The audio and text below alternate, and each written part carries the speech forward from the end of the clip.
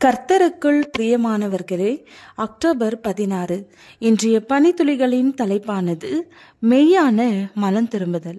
வசனம் சங்கீதம் 32 அதிகாரம் 5 வசனம்.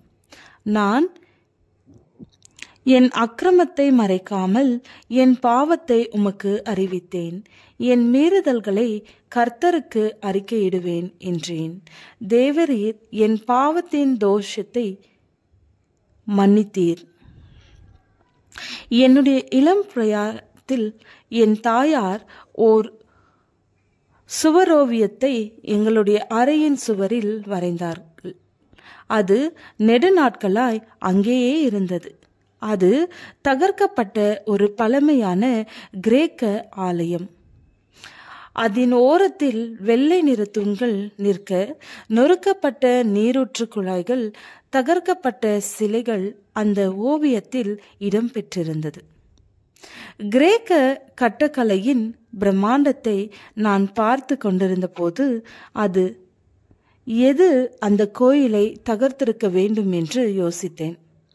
அந்த சிதைவுகளுக்குள் ஒரு காலத்தில் ஓங்கி இருந்த அந்த நாகரிகத்தின் செழிப்பையும் பிரம்மாண்டத்தையும் ஆர்வமாய் படிக்க ஆரம்பித்தேன். இன்று நம்மை சுற்றி நாம் காணும் பாவமான விரும்பத்தகாத சீரழிவுகள் நம்மை தொந்தரவு செய்யலாம்.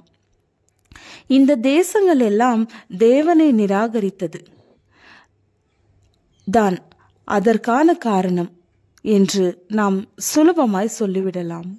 ஆனால் நம் பார்வையை உள்நோக்கி செலுத்த வேண்டாமா?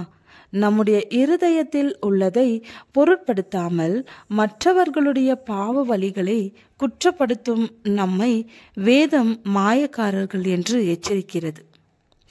சங்கீதம் 32 நம்முடைய பாவத்தை பார்த்து அறிக்கையிட சவால் விடுகிறது.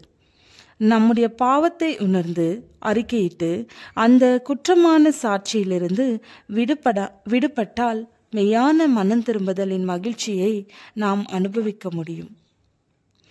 தேவன் நமக்கு அளிக்கும் முழுமையான மன்னிப்பில் மகிழ்ந்திருப்பதோடு பாவத்தின் பிடியில் சிக்கியிருக்கும் நபர்களுக்கும் அந்த நம்பிக்கையை கொடுக்க முயற்சிக்கலாம்.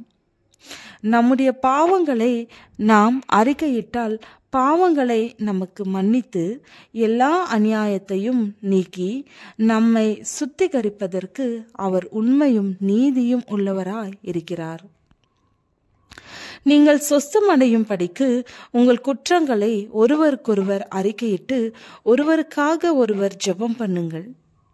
நீதிமான் செய்யும் ஊக்கமான வேண்டுதல் மிகவும் பலனுள்ளதாயிருக்கிறது. உங்கள் வாழ்க்கையில் உள்ள பாவத்தை கண்டறியும் முதல் படி என்ன? தேவனிடத்தில் உங்கள் பாவத்தை அறிக்கையிடுவது ஏன் அவசியம்? தன் பாவங்களை மறைக்கிறவன் வாழ்வடைய மாட்டான். அவைகளை அறிக்கை செய்து விட்டுவிடுகிறவனோ இரக்கம் பெறுவான்.